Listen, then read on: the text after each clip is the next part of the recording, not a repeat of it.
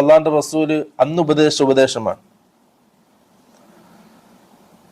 ഒരു ഹദീസിൽ റസൂൽ സല്ലല്ലാഹു അലൈഹി വസല്ലം പറഞ്ഞു, യാ മഅ്ശറ മൻ ആമന ബിലിസാനിഹി വലം യദ്ഖുലിൽ ഈമാനു ഫീ ഖൽബി, ഹൃദയത്തിൽ ഈമാൻ കിടക്കാതെ നാവ് കൊണ്ട് മാത്രം വിശ്വസിച്ചവരെ, ലാ തബ്താഗു അൽ മുഅ്മിനീൻ, നിങ്ങൾ മുഅ്മിനീങ്ങളെ ഗീബത്ത് പറയരുത്.